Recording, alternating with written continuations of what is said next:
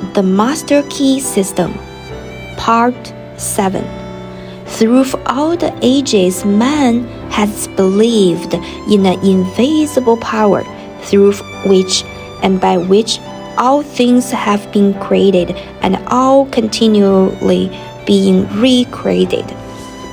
We may personalize this power and call it God, or we may think of it as the essence of a spirit which permeates all things, but in either case, the effect is the same.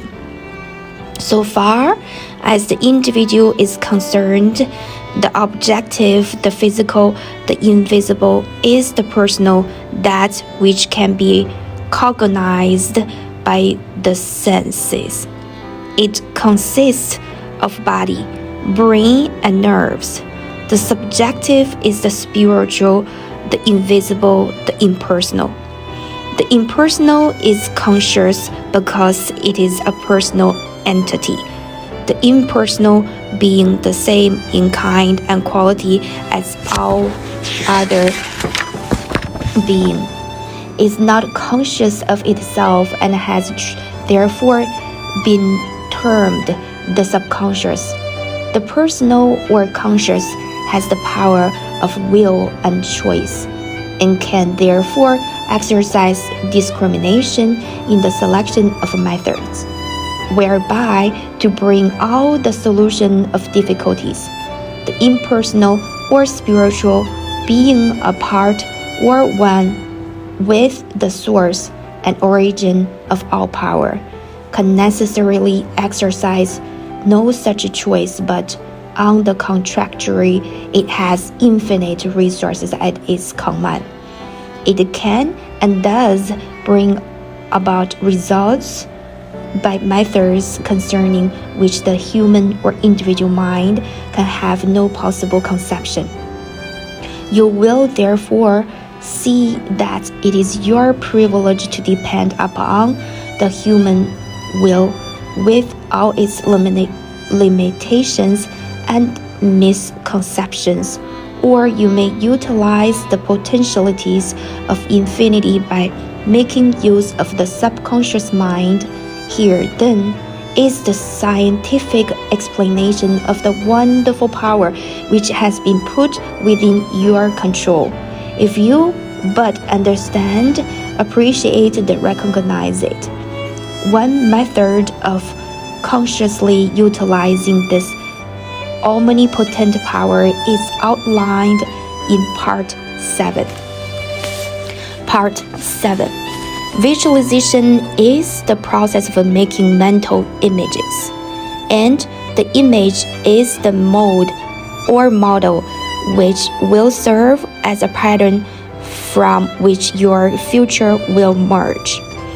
Make the pattern clear and make it beautiful. Do not be afraid, make it grand. Remember that no limitation can be placed upon you by anyone but yourself. You are not limited as to cost or material. Draw on the infinite for your supply, construct it in your imagination. It will have to be there before it will ever appear anywhere else. Make the image clear and clean-cut. Hold it firmly in the mind, and you will gradually and constantly bring the thing nearer to you. You can be what you will to be. This is another psychological fact which is well known, but unfortunately, reading about it will not bring about any result which you may have in mind. It will not even help you to form the mental image, much less bring it into manifestation. Work is necessary, labor, hard mental labor, the kind of effort which so few are willing to put forth. The first step is idealization. It is likewise the most important step because it is the plan on which you are going to build. It must be solid. It must be permanent. The architect when he plans a 30-story building has every line and detail pictured in advance. The engineer, when the spans a chasm first, ascertains the strength requirements of a million separate parts. They see the end before a single step is taken. So you are to picture in your mind what you want. You are sowing the seed, but before sowing any seed, you want to know what the harvest is to be. This is idealization. If you are not too sure, return to the chair daily until the picture becomes plain. It will gradually unfold. First, the general plan will be dim, but it will take shape. The outline will take form, then the details, and you will gradually develop the power by which you will be enabled to formulate plans which will eventually materialize in the objective world. You will come to know what the future holds for you. Then comes the process of visualization. You must see the picture more and more complete, see the detail, and as the details begin to unfold, the ways and means for bringing it into manifestation will develop. One thing will lead to another, thought will lead to action, action will develop methods, methods will develop friends, and friends will bring about circumstances. And finally, the third step, or materialization, will have been accomplished. We all recognize the universe must have been thought into shape before it ever could have become a material fact. And if we are willing to follow along the lines of the great architect of the universe, we shall find our thoughts taking form, just as the universe took concrete form. It is the same mind operating through the individual. There is no difference in kind or quality. The only difference is one of degree. The architect visualizes his building. He sees it as he wishes to be. His thought becomes a plastic mold form which the building will eventually merge. A high one or a low one, a beautiful one or a plain one. His vision takes form on paper, and eventually the necessary material is utilized and the building stands complete. The inventor visualizes his idea in exactly the same manner. For instance, Nikola Tesla, he with the giant intellect, one of the greatest inventors of all ages, the man who has brought forth the most amazing realities,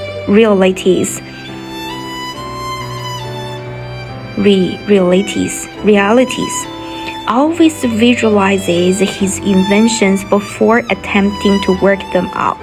He did not rush to embody them in form and then spend his time in correcting defects. Having first built up the idea in his imagination, he held it there as a mental picture, to be reconstructed and improved by his thought. In this way, he writes in the electrical experimenter, I am enabled to rapidly develop and perfect a conception without touching anything. When I have gone so far as to embody in the invention every possible improvement I can think of, and see no fault anywhere, I put into concrete the product of my brain. Invariably, my device works as I conceived it should. In 20 years, there has not been a single exception. If you can conscientiously follow these directions, you will develop faith, the kind of faith that is the substance of things hoped for, the evidence of things not seen. You will develop confidence, the kind of confidence confidence that leads to endurance and courage. You will develop the power of concentration, which will enable you to exclude all thoughts except the ones which are associated with your purpose. The law is that thought will manifest in form, and only one who knows how to be the divine thinker of his own thoughts can ever take a master's place and speak with authority. Cleanness and accuracy are obtained only by repeatedly having the image in mind. Each repeated action renders the image more clear and accurate than the preceding, and in proportion to the cleanness and accuracy of the image will the outward manifestation be. You must build it firmly and securely in your mental world, the world within, before it can take form in the world without, and you can build nothing of value even in the mental world unless you have the proper material. When you have the material, you can build anything you wish, but make sure of your material. You cannot make broadcloth from shoddy. This material will be brought out by millions of silent mental workers and fashioned into the form of the image which you have in mind. Think of it. You have over 5 million of these mental workers ready and in active use. Brain cells, they are called.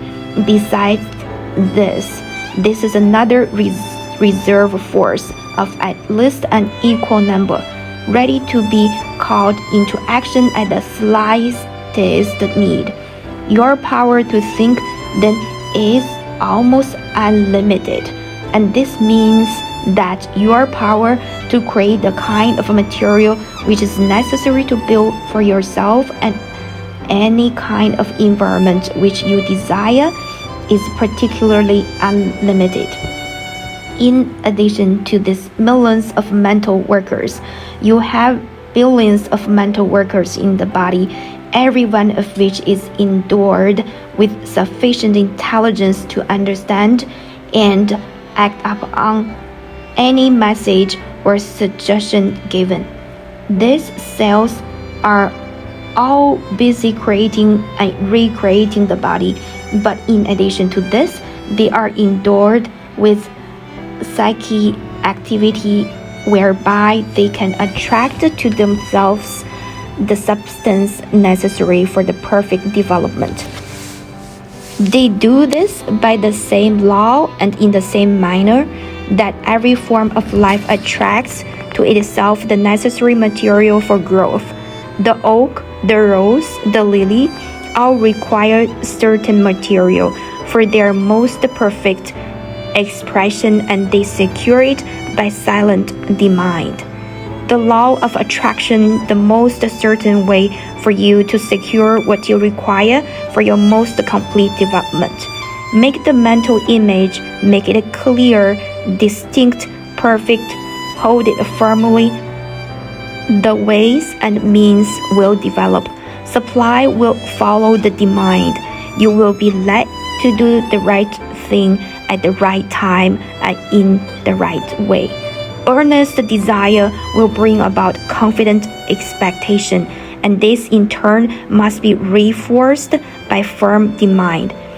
This there cannot fail to bring about attainment, because the earnest desire is the feeling, the confident expectation is the thought, and the firm demand is the will, and as we have seen, feeling gives vitality to thought, and the will holds it steadily until the law of growth brings it into manifestation. Is it not wonderful that man has such a tremendous power within himself, such transcendental faculties concerning which he had no conception? Is it not strange that we have always been taught to look for strength and power without?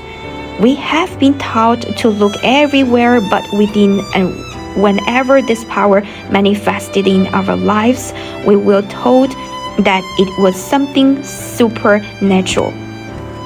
There are many who have come to an understanding of this wonderful power and who make serious and conscientious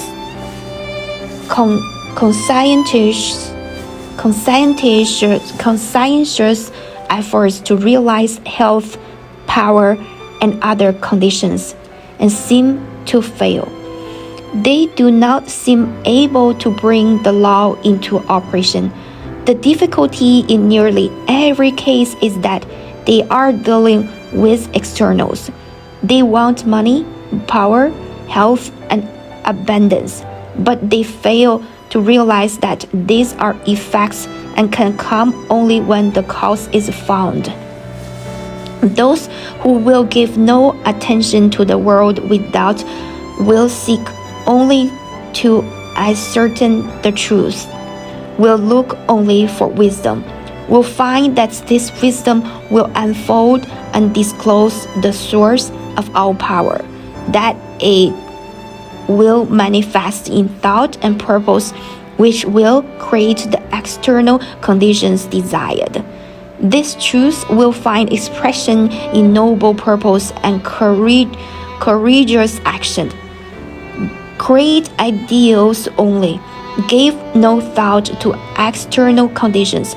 Make the world within beautiful and opulent, and the world without will express and manifest the condition which you have within. You will come into a realization of your power to create ideals, and these ideals will be projected into the world of effect. For instance, a man is in debt. He will be continually thinking about the debt, concentrating on it, and as thoughts are causes, the result is that he not only fastens the debt closer to him, but actually creates more debt. He's putting the great law of attraction into operation with the usual and inevitable results. Loss leads to greater loss. What then is the correct principle? Concentrate on the things you want, not on the things you do not want. Think of abundance. Idealize the methods and plans for putting the law of abundance into action. Visualize the condition which the law of abundance creates. This will result in manifestation.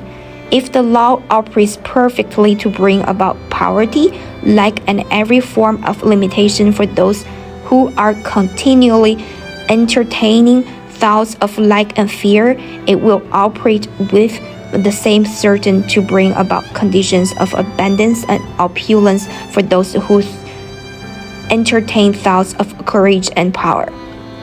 This is a difficult problem for many. We are too anxious. We manifest anxiety, fear, distress. We want to do something. We want to help. We are like a child who has just planted a seed and every 15 minutes goes and stirs up the earth to see if it is growing.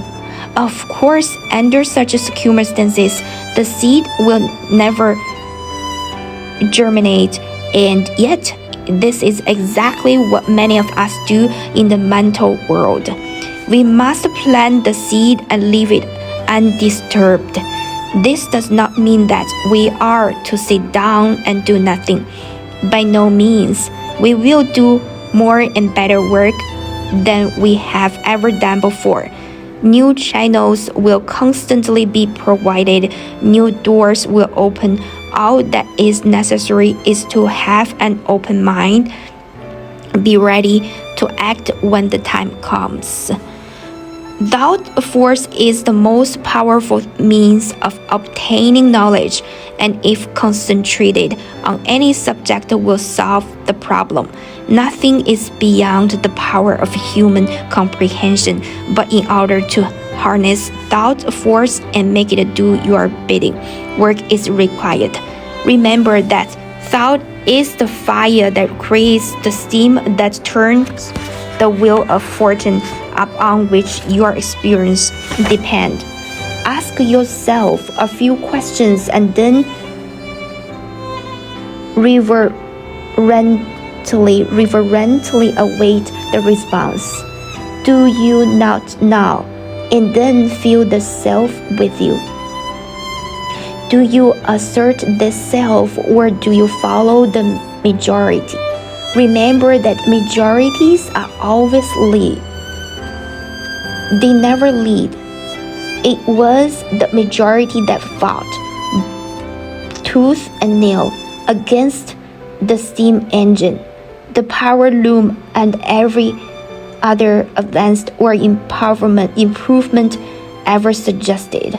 For your exercise this week, visualize your friend, see him exactly as you last saw him, see the loom, the furniture, recall the conversation, now see his face, see it distinctly. Now talk to him about some subject of mutual interest.